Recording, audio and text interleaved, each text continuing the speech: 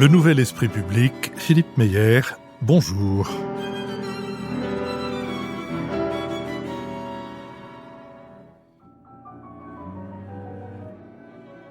Bonjour, merci de nous avoir rejoints pour ce Nouvel Esprit Public qui prend la forme d'une thématique, une thématique consacrée au Caucase, à la région du Caucase, et pour laquelle nous avons le plaisir de recevoir Tornike Gordadze. Tornike Gordadze, bonjour. Bonjour. Quand je dis nous, c'est Béatrice Gibelin, fondatrice de l'Institut français de géopolitique et directrice de la revue Hérodote, Nicole Nesotto, vice-présidente de l'Institut Jacques Delors, et Lionel Zinsou, ancien Premier ministre du Bénin et président de la Fondation Terra Nova. Tornike Gordadze, vous êtes chercheur, vous êtes universitaire, vous êtes franco-géorgien, vous avez dirigé le centre de recherche et d'études de l'Institut des hautes études de défense nationale et vous avez également joué un rôle politique actif comme ministre d'État pour l'intégration européenne et euro-atlantique de la République de Géorgie. Actuellement, vous enseignez à l'Institut d'études politiques de Paris et vous êtes chargé de programme pour le voisinage oriental et la mer Noire à l'Institut Jacques Delors. Le Caucase a toujours fait partie des zones d'influence russe puis soviétique. L'intégration dans l'URSS des républiques soviétiques de Géorgie, d'Arménie et d'Azerbaïdjan a permis à la Russie de contrôler entièrement cette région, gagnant ainsi un précieux accès à la mer Noire. Depuis la chute de l'Union soviétique, l'influence russe est partout remise en cause, en particulier sous la pression de révolutions populaires, la révolution des Roses en Géorgie, la révolution orange, puis de Maïdan en Ukraine. Le pays maintient néanmoins des liens forts avec ses anciens protecteurs, notamment par le biais de l'organisation du traité de sécurité collective. Face à une population supportant de plus en plus mal le joug de Moscou, de nombreux pays ont fait le choix d'un tournant autoritaire pro-russe. Dans un entretien accordé en octobre 2024 au journal Libération, l'ex-présidente de la Géorgie, Salomé Zourabichvili, déclarait que le pays faisait face au vol manifeste des élections après la victoire contestée du parti pro-russe au pouvoir Rêve géorgien lors des élections législatives d'octobre 2024. Depuis, Mme Zourabichvili mène la contestation face au pouvoir en place et depuis près de 2 mois, de nombreux Géorgiens manifestent tous les soirs à Tbilissi, la capitale, pour protester contre un scrutin entaché d'irrégularité. Alors que la Russie occupe toujours militairement environ 20% de l'ancienne République soviétique, le Rêve géorgien, dirigé par le milliardaire Bidzina Ivanishvili, continue de promulguer des lois de plus en plus restrictives, éloignant un peu plus la perspective d'une adhésion à l'Union européenne. La Géorgie n'est pas le seul pays caucasien où l'influence de la Russie décline. La conquête du plateau du Haut-Karabakh par l'Azerbaïdjan en 2020 au cours d'une guerre brève mais sanglante a révélé la faiblesse de Moscou qui n'a pas su protéger son allié arménien. Le grand vainqueur de cette guerre a été l'Azerbaïdjan qui a profité de son partenariat avec la Turquie pour prendre le dessus sur son voisin. Les relations entre Moscou et Bakou se sont encore dégradées avec la destruction en vol par un tir russe d'un avion de la compagnie Azerbaijan Airlines. Cet incident a été l'occasion pour Bakou de réaffirmer son rôle de puissance régionale, le pays étant riche de ses ressources pétrolières et gazières qu'elle exporte notamment vers l'Union européenne. C'est Béatrice Gibelin qui vous posera la première question de notre émission thématique. Bonjour à vous. Bonjour. Moi, je suis assez impressionnée par la détermination de la population géorgienne, parce que ça fait 68 jours ou 69 jours de manifestation, et pas seulement à Tbilissi, c'est-à-dire qu'on se rend compte que c'est aussi dans des villes, on va dire, moyennes.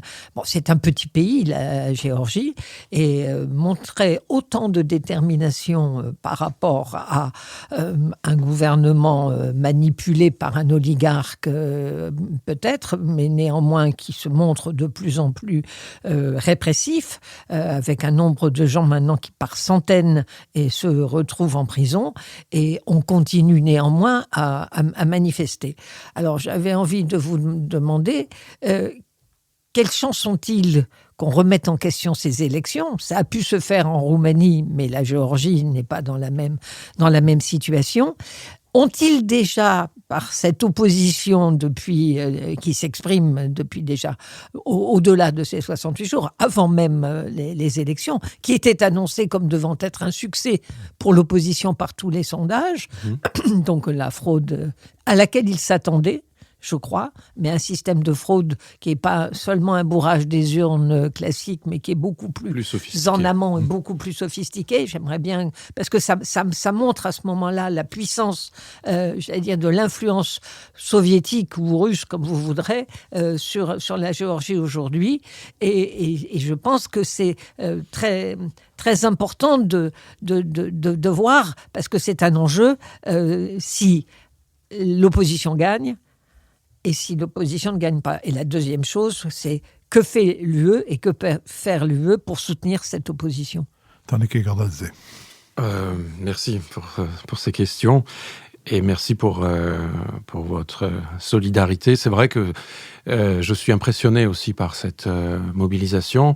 Il y a plus de gens dans les rues de Tbilissi aujourd'hui que pendant la Révolution des Roses que vous avez évoquée en 2003. Et surtout que ça dépasse la capitale. J'ai un ami historien qui disait que les manifestations ont eu lieu dans les bourgades, dans les petites villes, où il n'y a pas eu de manifestation depuis 1905. C'est la dernière manifestation enregistrée, ça avait été en 1905, et c'était sous les tsars. Donc, et ce qui est intéressant aussi, peut-être pour les auditeurs européens et français, c'est que la question de ralliement, le point de ralliement, c'est l'Europe. C'est avec les drapeaux européens que ces gens manifestent, et ils s'opposent à la fois à la dérive autoritaire du régime, mais aussi, et ça va ensemble, le rapprochement à pas forcer avec la Russie, qui occupe paradoxalement 20% du territoire de ce pays. Donc le glissement autoritaire de ce parti Rêve géorgien a commencé bien avant. Nous étions peu nombreux en Europe de nous rendre compte et d'avertir. Pendant très longtemps, l'Union européenne était assez passif. Il disait que oui, finalement, il continue par inertie à se rapprocher de l'Europe. Ils disent que ça fait partie de leurs priorités. Mais en réalité, c'était déjà assez inquiétant, ce milliardaire qui a organisé en maintenant quasiment 12 ans de pouvoir une capture d'État systématique. Et ces résultats falsifiés, c'est le résultat de ça. C'est-à-dire que toute l'administration, tout l'appareil d'État est totalement contrôlé par le parti Rêve géorgien qui a comme objectif principal de servir les intérêts de ce milliardaire. Je rappelle sa puissance financière. D'après Forbes, il a à peu près 7 milliards et c'est 35% du budget annuel, enfin pardon, pas du budget, mais du PIB annuel du pays. C'est-à-dire il a une influence énorme sur la politique, sur l'économie géorgienne. En 12 ans, il a son parti politique qui, au départ, était pas anti-européen. Il a même gagné les élections en 2012 de façon tout à fait démocratique, en ayant dans sa coalition quelques petits partis qui étaient pro-européens. Il disait... Oui, on m'accuse d'être pro-russe parce qu'il a fait sa fortune en Russie, mais regardez, je suis allié, il y a ces petits partis pro-européens qui sont avec moi. Et pendant quelques années, ça a marché comme ça, par inertie. À partir de 2016, systématiquement, il purge son parti de tous ceux qui étaient un peu différents, tous ceux qui étaient pro-européens, pro-atlantistes. Et il construit véritablement son parti comme une armée, avec une discipline de fer. Je vous donne un exemple. En 2023, ils ont adopté une loi, la loi russe, dite la loi russe, c'est-à-dire sur les agents de l'étranger. Et tous les députés du Rêve géorgien, ils étaient 86, avaient voté pour cette loi. Après, il y a eu des manifestations pendant 1 mois et demi, très violentes, etc. Et ils n'étaient pas prêts à aller plus loin. Ils ont révoqué la loi, donc ils ont fait revoter les mêmes. Exactement 86 ont voté contre la loi. C'est parce que le milliardaire, c'est lui qui décide. En gros, c'est assez peu croyable, mais les députés reçoivent par SMS sur quel bouton appuyer à chaque fois. Le gouvernement est composé par les anciens employés de M. Ivanishvili, ce milliardaire. On a eu un Premier ministre qui était un quasi babysitter de ses enfants. Le ministre de l'Intérieur, c'est l'ancien chef de ses gardes du corps. On a vu la ministre de la Santé qui était dentiste de son épouse, etc. Donc, on a atteint cet homme par l'argent, parce que les députés et ceux qui sont alliés à lui reçoivent de l'argent, en plus de leur salaire, directement de l'oligarque. Il les contrôle aussi à la russe par les compromates. Donc, il y a une discipline de fer. Aujourd'hui, il a, d'après ses élections falsifiées, 88 ou 89 députés, mais il n'y a aucun espoir que ces gens-là, un jour, se rebellent contre lui. La même chose des ministres. Donc, ces élections ont été manipulés. Il n'y a pas eu de bourrage d'urne parce que c'était un vote électronique. Déjà, la campagne électorale, c'était vote électronique. Donc, au-dessus, il n'y a pas de soupçon de fraude, etc. Ce qui a un petit peu... l'opposition ne savait pas trop comment réagir au début.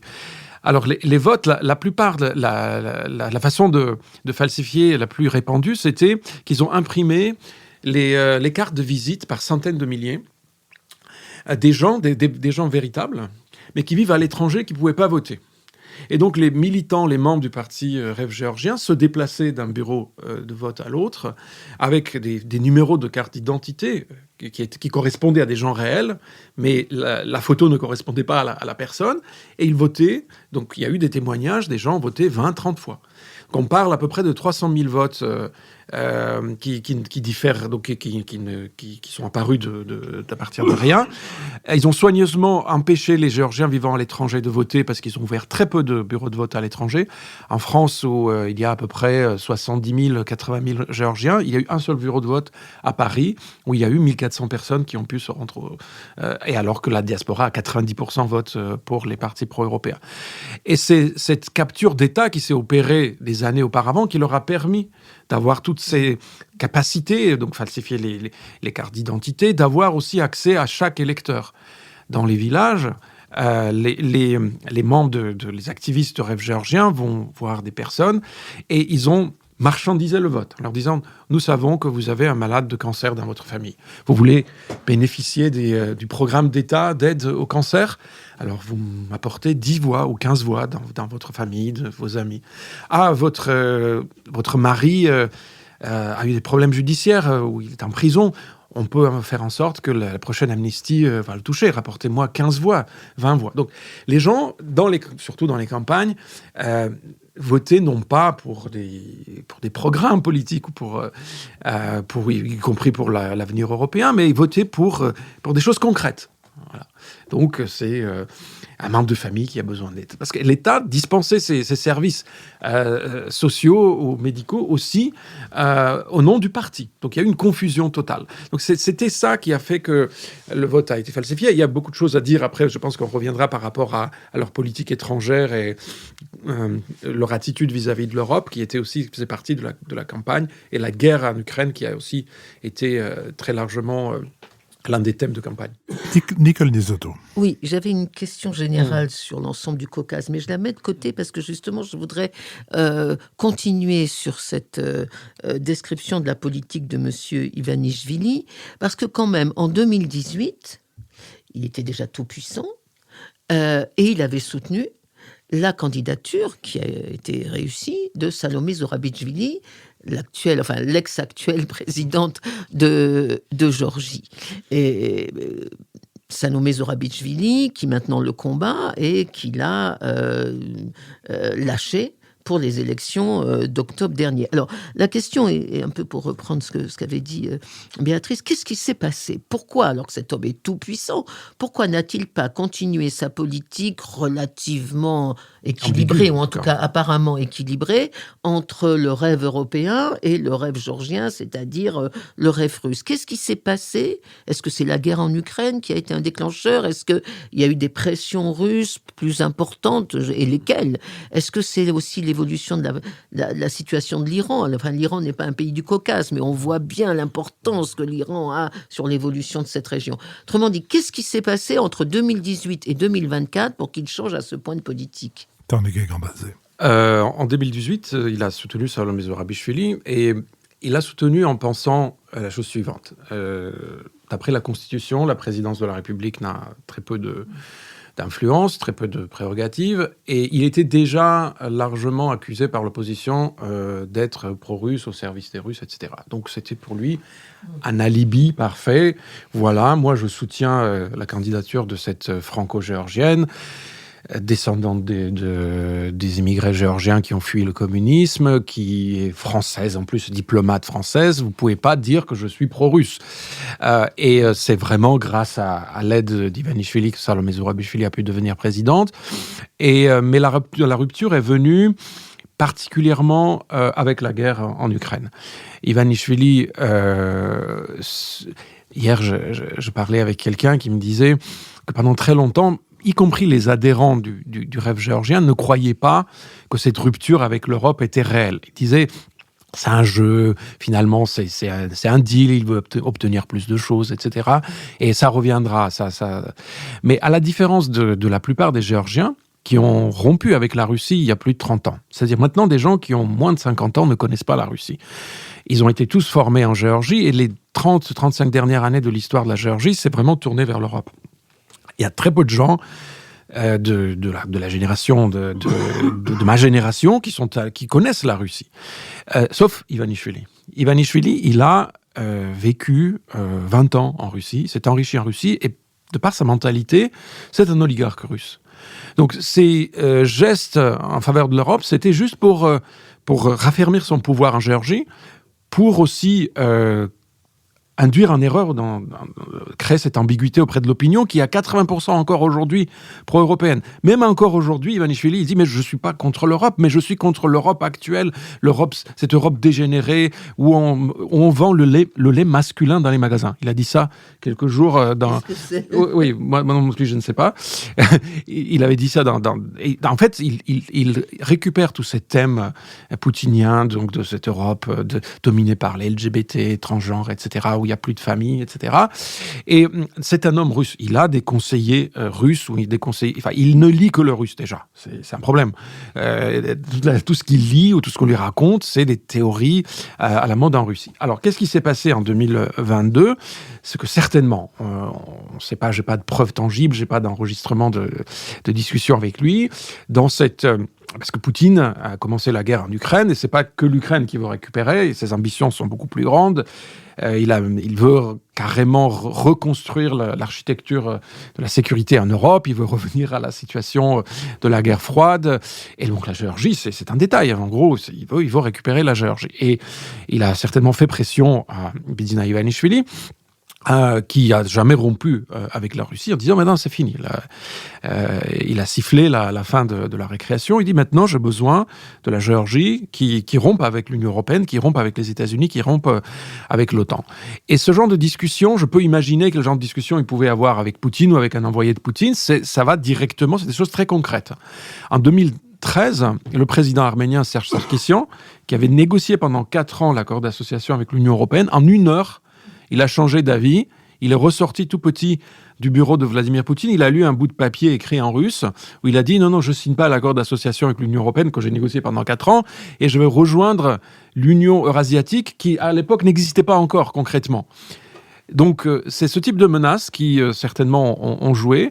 Ivanishvili s'est désolidarisé de l'Ukraine, alors que c'est vrai, la constante de la politique géorgienne depuis l'indépendance, c'était l'alliance avec l'Ukraine, parce qu'on est dans la même situation, on a le même ennemi, on a 20% du territoire dans les 2 cas occupé par la Russie, ces mouvements séparatistes avaient été créés par les Russes, et donc, tout pousse la Géorgie et l'Ukraine à agir ensemble. 3000 Géorgiens volontaires se battent aujourd'hui en Ukraine. Tous des anciens militaires que le pouvoir, le rêve géorgien a viré de l'armée. Donc ils sont partis se battre en Ukraine. Donc à partir de 2022, c'est vraiment une rupture radicale avec l'Europe, avec les États-Unis. Et comment expliquer ? Alors ce qui est intéressant, comment Ivanishvili va faire ça, parce qu'il est partagé. D'un côté, les Russes font pression sur lui, et d'un autre côté, il a une population très pro-occidentale. Alors, il a inventé une théorie excellente, enfin, d'après lui, c'est il y a une partie globale de la guerre. Et ce parti global de la guerre contrôle Washington, contrôle Bruxelles, et c'est les gens qui veulent la guerre contre la Russie, et c'est eux qui ont déclenché la guerre en Ukraine. Et ils nous poussent maintenant, les Américains et les Européens nous disent « Attaquez la Russie, ouvrez un second front », ce qui est complètement stupide, parce que l'ambassadeur américaine a démenti. Les Européens ont dit non, l'Europe a été construite pour la paix, non pas pour la guerre. Et Ivanishvili, dans ce narratif, il utilise, pour le début, le déclencheur, c'est qu'il a un contentieux avec le Crédit Suisse, où il a 500 millions de dollars qui a été gelé par une dispute privée entre Ivanishvili et le Crédit Suisse. Et il dit, voilà, ce sont les Américains qui ont demandé au Crédit Suisse de geler mes avoirs. Et moi, c'est pas mon argent qui m'intéresse. Parce qu'à la limite, c'est un problème privé de la population géorgienne, ne s'intéresse pas à ça. Avec ça, ils font pression sur moi pour que je déclare la guerre, pour que j'attaque la Russie. Et moi, je veux sauver le peuple géorgien. Et donc, il y a une unité consubstantielle entre mon argent et la sécurité et la paix en Géorgie. Et il a des outils de propagande très puissants, ce sont des chaînes de télévision, qui sont d'autant plus efficaces que c'est les narratifs russes, mais qui sont transmis en langue géorgienne. C'est-à-dire, en Moldavie, au moins les choses étaient assez claires parce que c'était la télé russe qui retransmettait ce narratif de l'Europe décadente, de l'Europe dominée par les LGBT, de l'Europe pro-guerre. En Géorgie, il n'y a plus la télévision russe qui a été donc coupée en 2008, pendant la guerre de 2008, mais il y a des chaînes de télévision contrôlées par Ivanishvili et ses alliés qui disent exactement la même chose, mais en langue géorgienne. Et ça, c'est beaucoup plus... ça pénètre davantage. Et toute la presse de l'opposition, enfin, pro-opposition, en tout cas critique, et les médias, les télévisions critiques sont étouffées petit à petit, donc ils ont plus de moyens, leurs actionnaires sont soit arrêtés, soit ils mettent pression, ils se retirent, et c'est petit à petit, d'ailleurs cet homme, pendant très longtemps, ça a été on l'appelle l'anaconda, parce qu'il étouffe un petit peu comme ça, lentement, la liberté dans ce pays, et là c'est l'accélération. Vous avez parlé de ces lois liberticides, en 10 jours, ils ont adopté des modifications des lois qui rendent quasiment toute manifestation impossible. C'est-à-dire, si vous mettez un graffiti sur le mur, vous allez en prison. Vous chantez des chansons qui disent que c'est insultant pour l'État géorgien, donc vous allez en prison. Il y a des jeunes qui ont été condamnés à 4 ou 5 ans de prison parce qu'ils ont cassé une barrière métallique d'une valeur de 150 €. 4 ans pour l'un d'eux, 5 ans pour l'autre, parce qu'il a en plus lancé une pierre sur les policiers, paraît-il. Donc, la Géorgie devient le Biélorusse en espace de quelques semaines. Et donc, ce nouveau président, il faut dire quand même 2 mots sur lui, qui veut remplacer Salomé Zourabichvili, Ivanishvili a choisi un footballeur. Rappelons que le maire de Tbilissi est également un footballeur. Donc il y a un grand investissement sur le sport, sport physique aussi. Beaucoup de lutteurs, judokas sont membres de parlement, élus par le rêve géorgien. Ce footballeur, il y a quelques années, n'a pas pu avoir le job du président de la fédération du foot parce qu'il n'avait aucun diplôme. Et la job description disait qu'il faut avoir au moins un diplôme pour être président de la fédération du football. Il devient président du pays. Nommé par Ivanishvili, on l'appelle l'incitatus d'ailleurs, parce qu'il aurait pu mettre son cheval ou son zèbre, parce qu'il a une collection des animaux exotiques, ça c'est une autre caractéristique de beaucoup d'oligarques des pays de l'Est, mais il a mis ce footballeur, et il l'a mis justement parce qu'il n'y a aucun risque maintenant de ce qu'il fasse dissidence, parce que Salomé Zourabichvili, il considère qu'il lui a trahi. Parce que c'est lui qui l'a mis à la présidence et l'a trahi. Donc il a mis un footballeur qui arrive à peine à aligner deux, trois phrases et ensuite il passe au coup parce qu'il est connu aussi de ses disputes, de ses bagarres au sein du Parlement. Et dès qu'il est arrivé au pouvoir, il a signé le premier jour 16 décrets. Déjà, le texte faisait une centaine de pages et un journaliste a osé demander à un des députés du rêve géorgien, est-ce que le président, sachant qu'il lit assez lentement, a eu le temps de lire cette centaine de pages de vocabulaire juridique. Et le député a dit non seulement il l'a lu, il les a compris. Donc ça résume un peu la situation. Je pense qu'Ivanishvili a fait exprès aussi de mettre un tel personnage, parce qu'il a tellement d'esclaves fidèles à lui, plus présentables, au moins capables de parler. C'était pour briser aussi ce mouvement, disant je fais ce que je veux. Et vous n'êtes pas content, voilà, j'ai la police pour ça, et vous allez tous vous retrouver en prison, ou vous allez quitter le pays, parce que ça, c'est une autre option qu'il laisse aux mécontents. Lionel Zinsou. Et alors, merci pour cette description extraordinaire. Est-ce qu'on peut se projeter dans l'avenir ? Parce que vous évoquez une situation où 80% de la population est pro-européenne. On frustre donc toutes les convictions, toutes les valeurs. On va vers quoi ? On va vers une situation de guerre civile, on va vers, ou de grève, au fond, civique des populations. Comment on se représente l'avenir quand on est géorgien aujourd'hui ? Et est-ce qu'on peut passer à une situation de guerre avec la Russie ? Est-ce qu'on peut rouvrir la guerre de 2008. Est-ce que la situation en Abkhazie, en Ossétie, au fond les trois les enclaves russes, est-ce que c'est quelque chose qui peut, comme en Ukraine, au fond rallumer un conflit pour accroître la présence russe? Quelle est la représentation de l'avenir? Est-ce que tout est bloqué? Est-ce qu'il n'y a pas d'imaginaire du futur dans les Kekradze? Alors, je vais commencer par la population géorgienne et ces 80% qui sont pro-européens. Oui, 80% sont pro-européens, mais après, il y a une différence. Pourquoi ces gens-là sont pro-européens? Pour des raisons différentes. Vous avez, en gros, la moitié qui veulent vivre dans des pays où il y a... par définition, où il n'y a pas de corruption, où il y a par définition, j'ai bien dit, il n'y a pas de corruption, il y a l'état de droit, où les tribunaux ne sont pas achetés par un oligarque. Aujourd'hui, la justice est totalement contrôlée par l'oligarque qui condamne ces jeunes à des peines de prison absolument inimaginables et dissuasifs, surtout pour les autres manifestants. Et d'autres qui voient en Europe... juste un mode de vie ou niveau de vie plus confortable, avec certains voient système de santé meilleur ou protection sociale. Donc c'est assez composite. Et ce que Ivanishvili a fait, parce qu'y compris de ses propres électeurs, sont en partie pro-européens, il leur dit « Moi, je ne suis pas contre l'Europe, mais l'Europe d'aujourd'hui, c'est pas ça. Moi, l'Europe que je veux, c'est l'Europe de Viktor Orban, qui est le protecteur aujourd'hui, c'est l'allié principal de la Géorgie en Europe, qui a d'ailleurs, le lendemain des élections volées, s'est rendu à Tbilissi. Malheureusement, c'est le seul dirigeant européen qui s'est rendu à Tbilissi et qui a félicité le rêve géorgien de cette victoire éclatante.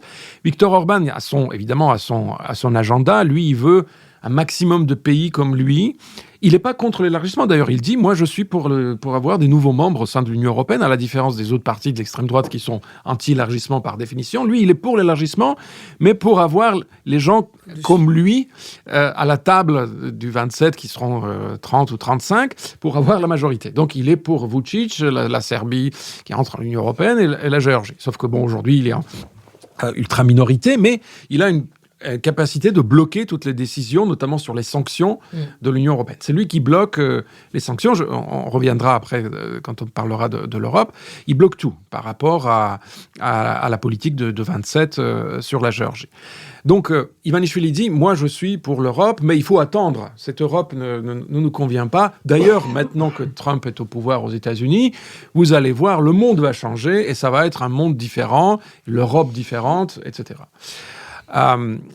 Après, quel scénario pour l'avenir? Cette population et ces manifestations sont extrêmement pacifiques. Donc, le mot guerre civile, ça fait peur, parce que la Géorgie a connu une guerre civile dans les années 90, on a connu la guerre en 2008 avec la Russie en Ossétie, en Abkhazie, et ça c'est très savamment utilisé par le régime. C'est eux qui parlent de la guerre, en disant si l'opposition gagne, déjà automatiquement, ce sera la guerre avec la Russie. Vous savez que pendant la campagne électorale, les affiches du rêve géorgien, c'était partout, d'ailleurs, c'était qu'eux qui avaient quasiment 95% des affiches, c'était eux. L'affiche divisée en deux. D'un côté, les villes ukrainiennes, détruites, massacrées. Donc, de l'autre côté, l'autre moitié de l'affiche, en couleur, ça c'était en noir et blanc. En couleur, les villes géorgiennes, propres, jolies, construites, etc. Ils disaient, ça c'est l'opposition qui va vous faire ça, ce qui s'est passé en Ukraine. Donc, immédiatement, la Russie va commencer... c'est eux qui vont commencer la guerre parce que le parti global de la guerre veut qu'ils attaquent la Russie. Et nous, c'est ça. Et donc, ils font peur à la population avec ce terme de guerre civile. Maïdan, c'est le terme qui est utilisé surtout par le gouvernement. Disons, Maïdan, OK, l'opposition a gagné, mais il y a eu combien de morts? C'est ça que vous voulez? Donc, là, tous ces manifestants ces manifestations ne sont pas dirigées par les partis politiques. C'est assez intéressant. C'est vraiment la société civile, des gens qui ont émergé de nulle part, les groupes sur Facebook ou sur les réseaux sociaux. Il y a un groupe notamment où il y a 300 000 membres. Donc c'est eux qui organisent souvent ces marches, etc. Donc les modérateurs de ce groupe ont déjà été arrêtés plusieurs fois par la police. Ils font pression pas possible sur eux. Donc le scénario, pour l'instant, c'est pacifique. On va continuer au maximum, faire des grèves, faire des actions comme ça. Et on espère qu'il y aura une conjonction, donc la communauté internationale va voir que le peuple n'est pas d'accord avec ce gouvernement, donc ils vont finir par adopter un certain nombre de sanctions, et qui va faire éroder, va créer une sorte d'érosion à l'intérieur du régime, parce que c'est ça qui est maintenant l'objectif. Il commence à y avoir quelques signes de fatigue à l'intérieur. Il y a eu des ambassadeurs qui ont démissionné, 6. C'est pas beaucoup, mais 6 ambassadeurs ont démissionné, 2 ministres adjoints, quelques personnes des mairies, etc., ont démissionné, mais c'est pas assez. Mais on compte, les gens comptent là-dessus. Les sanctions, ça fait peur quand même à pas mal de gens, puisque l'Union européenne ne peut pas adopter des sanctions parce que ça se décide à l'unanimité. Les pays individuellement prennent des sanctions. Donc les pays baltes l'ont déjà fait, la Pologne, la République tchèque, les Allemands ont interdit 9 hauts responsables du rêve géorgien de séjour sur le territoire allemand. Les Américains, beaucoup plus, presque 100 personnes, y compris Ivanishvili. Et d'ailleurs, Ivanishvili, le régime de sanctions qui lui est adapté, c'est agent d'influence russe. Donc ils l'ont mis sur ces sanctions comme agent de l'influence nocive de la Russie, et ministre de l'Intérieur est dans la liste de Magnitsky, parce que ça c'est des violations graves des droits de l'homme. Donc il y a cette attente de ce cercle vertueux qui va se créer entre les manifestations, qui à chaque fois qu'il y a des sanctions européennes se sentent encouragés, donc il y a encore plus, et donc plus l'Occident voit qu'il y a plus de gens dans la rue, plus ils vont prendre aussi des décisions, parce que autrement, on a un pays comme Azerbaïdjan à côté de la Géorgie, où il y a des accords avec l'Union européenne pragmatiques. Personne ne demande maintenant à l'Azerbaïdjan de sauvegarder les droits de l'homme, etc. Bon, on a besoin d'eux pour l'énergie, et si en Géorgie il n'y a pas d'opposition, si les gens ne veulent pas de démocratie, on peut très bien trouver aussi un modus vivendi. La Géorgie ne deviendra jamais membre de l'Union européenne dans ces conditions-là, mais on peut construire des relations comme ça, transactionnelles. Mais le problème, c'est que les gens ne veulent pas ce type de relations. Dernier mot sur la Russie. A priori, il n'y aura pas de guerre avec la Russie, avec ce gouvernement, parce que ce gouvernement fait exactement ce que la Russie demande. Donc... Et d'ailleurs, les félicitations, et à chaque fois qu'ils prennent des décisions qui vont à l'encontre de l'intégration européenne, c'est applaudi par la Russie.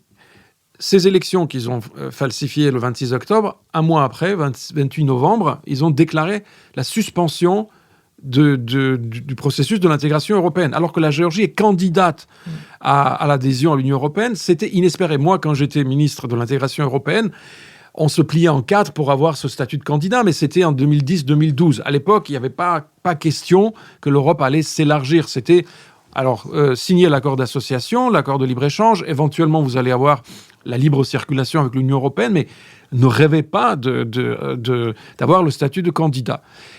23, grâce à la guerre à l'Ukraine, donc l'Union européenne commence à avoir une vision beaucoup plus géopolitique, alors que le gouvernement géorgien ne méritait absolument pas ce statut de candidat. La Géorgie, la Moldavie et l'Ukraine ont le statut de candidat. Que fait le gouvernement géorgien ? Fait tout pour saboter ce don du ciel que les gens attendaient depuis tellement longtemps. Et donc, le 28 novembre, ils disent, non, on suspend tout processus d'intégration européenne, et qui applaudit la Russie. La semaine dernière, la Géorgie est sortie même de l'Assemblée parlementaire du Conseil de l'Europe. Conseil de l'Europe, où la Géorgie est devenue membre du Conseil de l'Europe en 97, qui applaudit, encore une fois, la Russie, parce que la Russie, elle est dehors, elle a été mise dehors après l'invasion de l'Ukraine. Donc, ils font tout pour plaire la Russie. Il n'y aura pas de guerre par rapport à la Russie. Et les 2 provinces sécessionnistes, oui, la Russie va les garder. Parce qu'Ivanishvili a fait croire aussi à la population que si on est conciliant avec la Russie, peut-être qu'on va récupérer l'intégrité territoriale. jamais la Russie va offrir ce cadeau à la Géorgie, parce que c'est avec ça qu'ils tiennent aussi la Géorgie. Quel est le rôle de l'Église dans cette situation ? Très intéressant. L'Église géorgienne, il y a des années, j'avais écrit un article où je disais que c'était l'une des rares institutions qui n'a jamais été réformée, qui est restée soviétique, en fait. Bon, évidemment, si on leur dit ça, ils vont crier scandale, mais à l'époque de Saakashvili, qui a tout réformé dans le pays, absolument tout, toute l'administration, nouvelle police, nouvelle armée, nouvelle bureaucratie, il ne pouvait pas toucher à l'Église. Et cette Église, qui est une Église autocéphale, donc c'est une Église qui ne dépend pas, normalement, il n'y a pas de lien institutionnel avec l'Église russe, mais qui est totalement alignée idéologiquement sur l'Église russe, parce que des liens encore plus forts avaient été tissés à l'époque soviétique, où toutes les églises étaient contrôlées par le même organisme qui s'appelait le KGB. Donc les hiérarques les plus importants de l'Église géorgienne ont tous été mis en avant à l'époque soviétique, ou même post-soviétique, parce que le KGB a continué après sous un autre nom. Et ils sont très pro-russes dans l'idéologie. Encore une fois, ils traduisent les textes venant des théologiens russes. Les théologiens russes et l'Église orthodoxe russe, c'est le bras, idéologique ou spirituel du gouvernement de Poutine. Évidemment, il y a des exceptions. Il y a des membres de l'Église qui dénoncent cette situation, mais ils sont en minorité. Mais à la fois, cette Église ne veut pas jouer un rôle politique. Ils n'ont pas créé de parti politique. Ils auraient pu. Mais leur objectif, c'est d'avoir de l'influence sur le parti politique. Donc ils sont assez proches du rêve géorgien, mais à chaque fois, ils monnaient leur soutien en disant « nous, on vous soutient, mais faites quelque chose ». Donc à chaque fois, l'Église leur donne encore plus de privilèges, offre les terres, les forêts, leur donne l'autorisation de construire des hôtels, de produire des produits alimentaires qui ne sont pas taxés, de faire des importations qui ne sont pas taxées. Donc l'Église s'enrichit beaucoup en ayant une alliance avec le gouvernement qui, idéologiquement, en plus, est proche. Et le gouvernement leur fait aussi des gestes envers eux en disant « nous, on défend la famille. On va mettre dans la Constitution que la famille, c'est l'union d'une femme avec un homme. » Dernière chose par rapport à ça, juste avant ces élections, la campagne électorale, les principaux thèmes du rêve géorgien, c'était la guerre. Donc nous, on vous protège de la guerre. On vous protège de l'influence LGBT, la dislocation des familles. Et troisième, on va proclamer l'Église orthodoxe comme l'Église officielle. On va mettre dans la Constitution. Et vous savez ce qui s'est passé ? L'Église a dit non, on ne veut pas être l'Église officielle. Parce que ça veut dire que vous voulez, en plus, nous contrôler davantage. Nous, on est beaucoup plus confortable comme ça. On se contente de l'influence que nous avons sur vous. Et en plus, c'est une relation à chaque coup. Donc, à chaque fois qu'ils négocient leur soutien, ils ont quelque chose pour eux. Donc, c'est eux qui ont refusé. Béatrice Gibelin. Oui. Je voulais savoir, quel est le poids de l'Église sur la population ? Est-ce que c'est une population en voie de sécularisation ? Et donc, même si l'Église est au mieux avec le pouvoir, elle n'a pas vraiment d'impact sur la population ? Ou est-ce qu'au contraire, elle a encore un impact important ? Oui, alors c'est une église qui a de l'influence. C'est curieux, encore une fois, je fais un parallèle avec le Parti communiste. Je vais me faire taper dessus si les Géorgiens écoutent ça, mais le vide idéologique qui est apparu avec l'effondrement du Parti communiste a été rempli par l'Église. Et c'est ce mode de fonction. Enfin, le Parti communiste et l'Union soviétique, ça avait finalement peu de choses à voir avec le marxisme ou la gauche, ou de l'émancipation, ou de ce rêve humaniste. Non, en fait, c'était un mode de fonctionnement, c'est-à-dire on vous dit ce que vous devez faire. Donc, le Parti communiste s'effondre, les gens sont habitués à ce qu'on leur dise ce qu'ils doivent faire, et l'Église arrive, c'est moi maintenant qui va vous dire ce qu'il faut faire. Et les gens sont soulagés. Enfin, surtout les gens je parle de la génération, surtout de mes parents et des gens qui ont toujours vécu sous le communisme. Donc, il y a une transformation, alors qu'on assiste à des gens qui étaient officiellement athées, même les gens qui étaient des fonctionnaires du parti, qui vont à l'église, se signent, se baptisent, et sont assez confortables. Alors, quand on fait des sondages, maintenant, 90% de la population se dit membre de l'Église géorgienne. En réalité, il y a très peu de pratiquants. peut-être un peu plus qu'en France, mais c'est la moyenne européenne. Mais beaucoup disent que l'Église, ils considèrent l'Église positivement par conformisme. Et ce chiffre est beaucoup plus bas, évidemment, chez les nouvelles générations. La Géorgie va un jour, et ça va arriver bientôt, connaître le même processus qu'il y a eu dans les pays de l'Europe du Sud ou en Irlande, où en une génération, cette église où 80% de la population se disait favorable à l'église ou se considérait comme étant catholique d'une façon ou d'une autre, c'est dit que voilà, c'est descendu à 20%. Ça va arriver. On est dans cette direction et surtout qu'il y a une très grande déception maintenant avec ces manifestations, ces gens qui sont arrêtés, battus, torturés, où l'église ne dit rien, à part quelques représentants, où il y a eu quelques évêques, mais il y a 47 évêques dans cette église où il y a 3 millions d'habitants. Mais ces évêchés ont été multipliés aussi, c'est autant de territoires où ils ont des revenus, etc. Donc sur ces 47, il y a eu peut-être 2 ou 3 qui ont pris la défense des manifestants et quelques prêtres individuellement qui ont même manifesté, etc. Mais c'est vraiment la minorité. Et ça décrédibilise d'une certaine façon cette église. Nicole Nisotto. Oui, j'ai 2 questions. La première, si jamais il y a un processus de paix cette année entre l'Ukraine et la Russie, est-ce que ça ne va pas réduire à néant le narratif qu'a inventé Ivanishvili pour justifier justement sa politique de protection des Géorgiens face à la guerre? Est-ce que ça ne va pas lui enlever son argument essentiel et du coup il sera obligé de trouver autre chose? Première question. Deuxième question un peu plus large, quand on regarde les 3 pays du Caucase, il me semble en tout cas qu'on a dans les 3 pays un clivage de plus en plus fort entre des gouvernements effectivement de plus en plus pro-russes et des populations de plus en plus anti-russes. Je ne dis pas qu'elles sont pro-européennes en Azerbaïdjan, mais elles sont anti-russes et l'accident de l'avion a vraiment, je crois, n'a pas changé le gouvernement, mais a meurtri la population. En Arménie, c'est pareil. La Russie était censée être le protecteur contre les Turcs ou contre les Azéris. La Russie n'a rien fait sur le Haut-Karabakh. Elle a laissé faire les Azéris. Et donc, la question, c'est est-ce qu'il y a ce clivage entre des gouvernements pro-russes et des citoyens anti-russes? Et du coup, pour reprendre la question de Lionel Zinsou, est-ce que ça n'ouvre pas des perspectives d'avenir vraiment déstabilisatrices pour ces 3 gouvernements? Alors, au tout début, c'était Ivanishvili qui... comment il va... Si la paix. D'accord, ok. Il a trouvé. Évidemment, il a réfléchi. Les gens ont réfléchi pour lui. Il dit, s'il y a la paix, ça sera grâce à Trump. Donc, Trump a toujours été contre la guerre, dit-il. Et donc, c'est l'administration Biden qui... il y a eu Jim O'Brien qui était allé en Géorgie au mois de mai. Et Ivanishvili ne l'a pas reçu. Il a boycotté en disant « non, je ne veux pas le recevoir ». Donc, il a été reçu par son Premier ministre, qui a été vraiment posé là par M. Ivanishvili. Et le Premier ministre lui a dit moi, j'ai expliqué à Jim O'Brien que lui-même et même Joe Biden sont contrôlés par ce parti global de la guerre. D'ailleurs, depuis Trump, ils disent plus le parti global de la guerre, ils disent Deep State.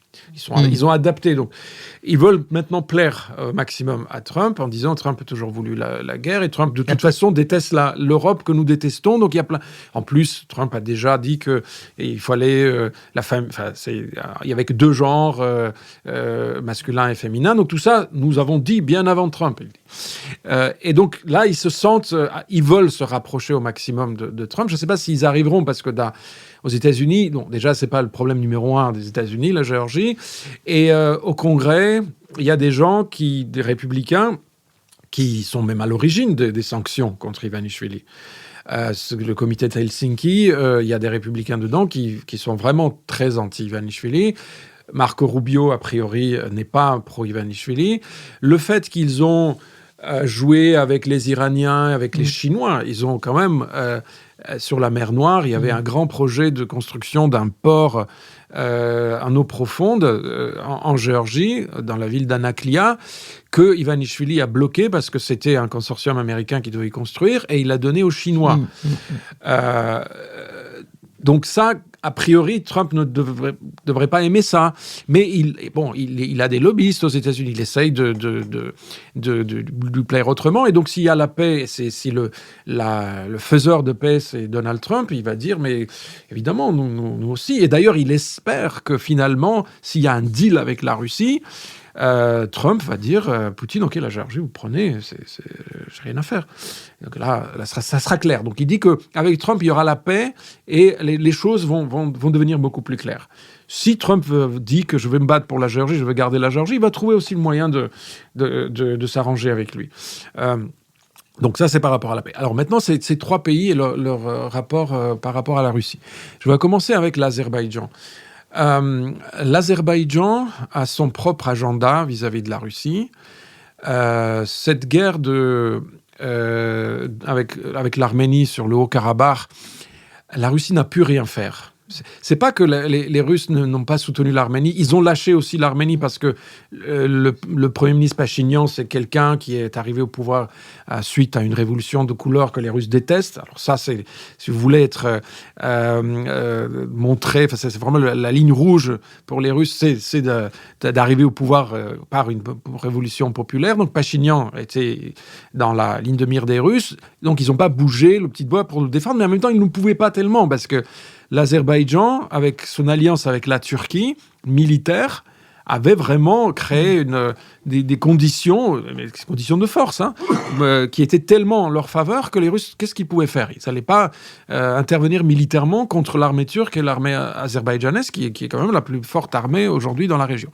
Alors l'Azerbaïdjan fait maintenant ménage ses relations avec la Russie, parce qu'ils ne veulent pas non plus que les Russes en fassent plus, mais il y a une vision à long terme des Turcs et des Azéris de virer les Russes de la région. Mais à l'oriental, donc doucement, sans provocation, mais en renforçant de plus en plus leurs liens. Moi, je n'ai jamais cru qu'Erdogan était l'allié de Poutine. Bon, ils ont quelque chose en commun, c'est qu'ils tous les deux veulent qu'il y ait le moins d'occidentaux possible dans la région. Là-dessus, ils sont d'accord, mais après, tout les oppose. À commencer par la Syrie, les Balkans, le Caucase, là, leurs intérêts sont opposés depuis le XVIIIe siècle, en gros. Ce sont des rivaux.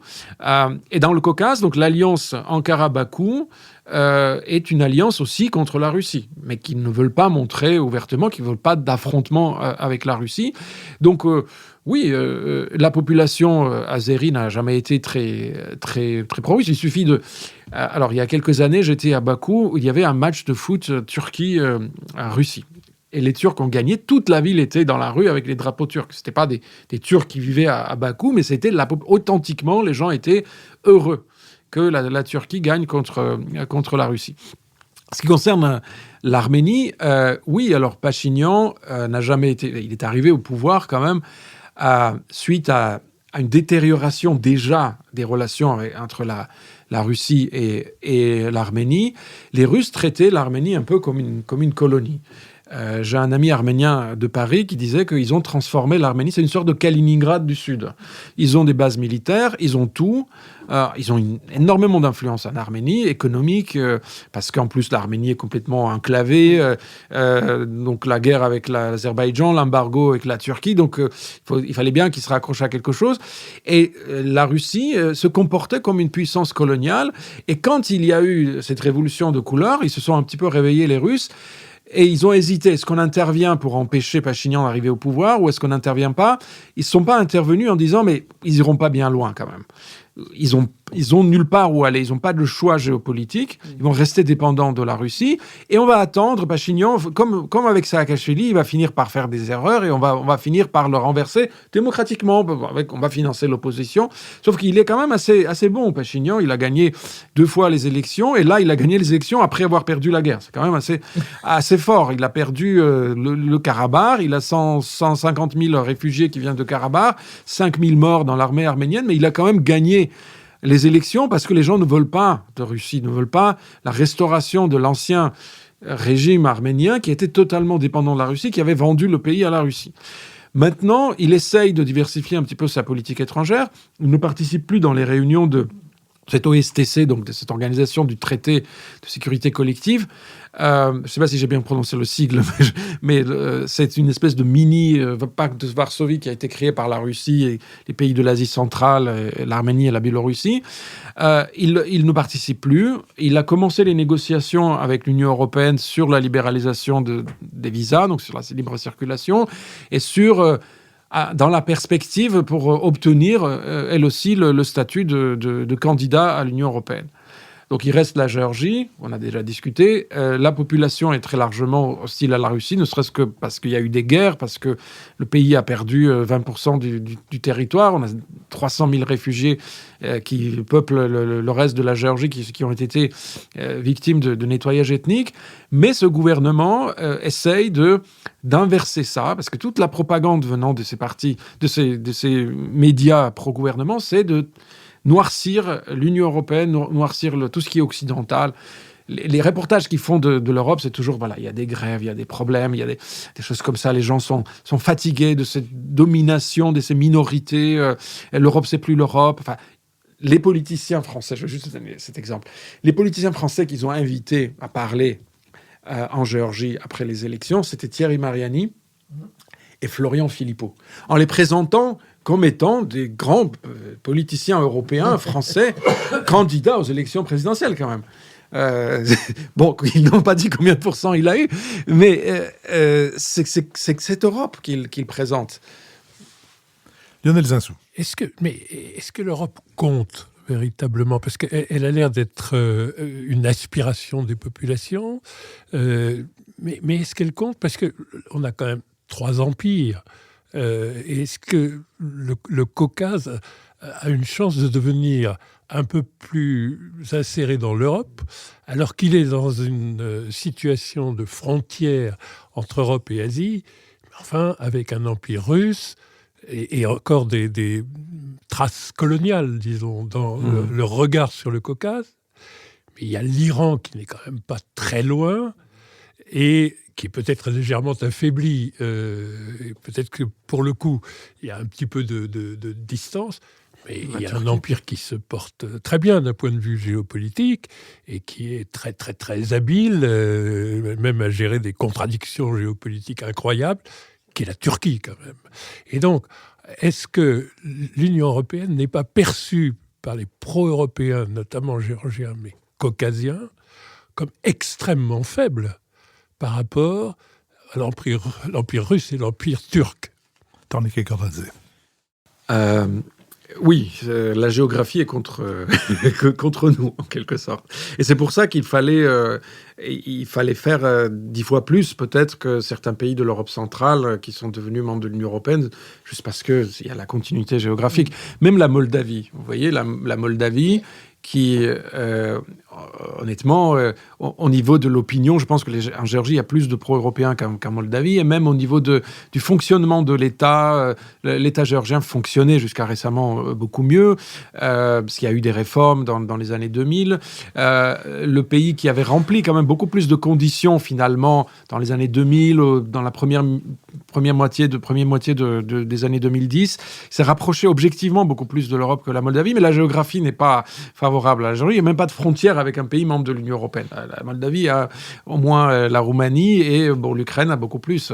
Donc la Slovaquie, la Hongrie, c'est pas les meilleurs aujourd'hui, mais la Pologne et la Roumanie. Donc oui, il y a cette difficulté, il y a ce sentiment que l'Europe est loin, mais vraiment au niveau des perceptions, et je parle des Géorgiens, pour eux, l'Europe, à tout point de vue, est beaucoup plus proche que même la Turquie, qui est juste à côté. Et tous les Géorgiens sont allés plusieurs fois en Turquie, mais ils considèrent quand même que l'avenir du pays, c'est en Europe. Et c'est pour ça que je ne comprends pas pourquoi l'Europe ne fait pas plus. J'avais écrit un papier d'opinion dans Le Monde avant les élections en disant, voilà, il faut faire quelque chose maintenant, parce qu'il y a le risque que ces forces pro-russes gagnent par manipulation, par l'argent, par la falsification. Et il faut empêcher ça parce que déjà, premièrement, depuis des années, l'Europe a investi des milliards et des milliards dans ce pays. Donc, ce serait bête aujourd'hui d'abandonner tout ça en disant, OK, on a... Deuxièmement, vous avez une opinion publique qui est totalement acquise à l'Europe. Troisièmement, même si on laisse tomber des valeurs, des choses comme ça, regardez la carte. La Russie, la guerre avec l'Ukraine, donc il y a l'embargo, il y a des sanctions sur la Russie. L'autre grand pays sanctionné, c'est l'Iran.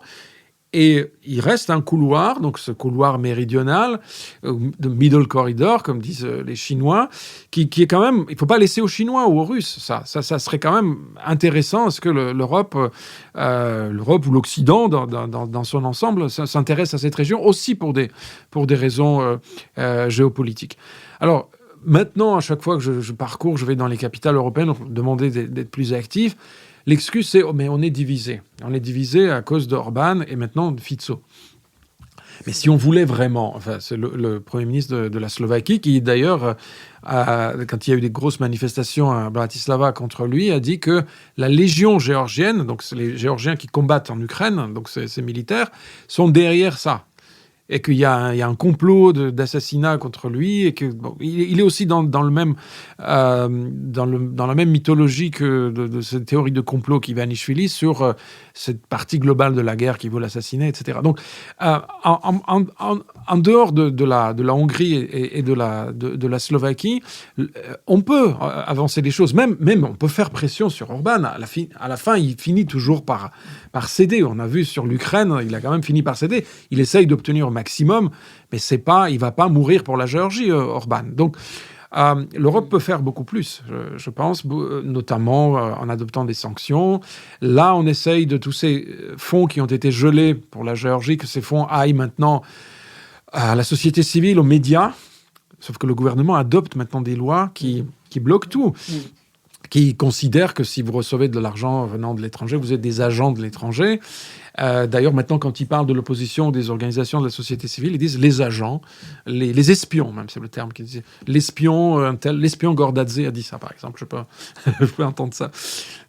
Nicole Nesoto. Est-ce que ça veut dire qu'il y a quand même un risque de passage à une dictature, vraie? Oui, on est en train de justement, ces derniers jours, il y a eu plusieurs salves de ces lois qui rendent la réunion, la liberté de la réunion est très largement compromise, comme la liberté de la parole. Oui, on se dirige vers cette dictature.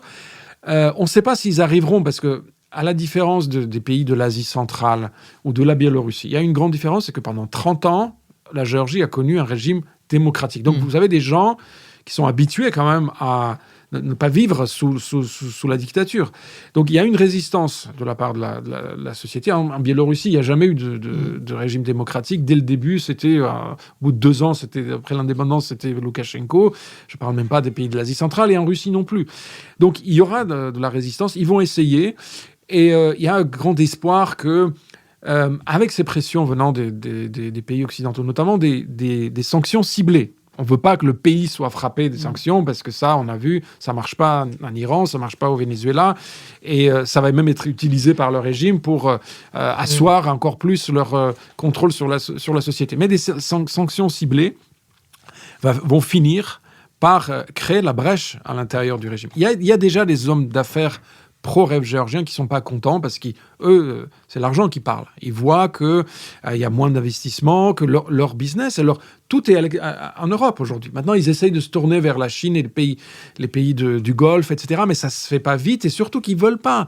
Leurs propres enfants ne veulent pas. Ils ne veulent pas vivre à Dubaï, même s'il fait bon vivre à Dubaï. Ils ne veulent pas vivre à Dubaï. Ils préfèrent vivre en France, en Allemagne, en Angleterre ou aux États-Unis. Ils ne veulent pas vivre là-bas. Ils ne veulent pas vivre, surtout pas en Chine, qui est pour eux un pays totalement différent. Donc, on a les moyens de pression sur ces gens-là, et on peut faire...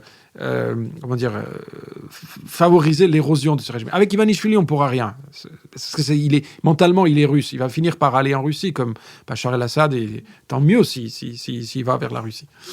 Considérons en tout cas que plus on connaît la situation dans ces pays, plus il y a de chances qu'on puisse venir en aide à ceux qui manifestent pour que la démocratie et les droits qui vont avec puisse rester vivant. Merci à François Citon avec qui cette émission a été préparée, à Benoît Carré qui va en assurer le compendium. Merci à Nicolas Tourneau qui veille à notre site tandis qu'Olivier Magloire veille aux plateformes de financement. Merci à Manon Boisard qui a enregistré notre conversation pour le studio L'Arrière-Boutique, ainsi qu'à Julien Neuville qui produit notre émission avec sa société Nouvelles Écoutes.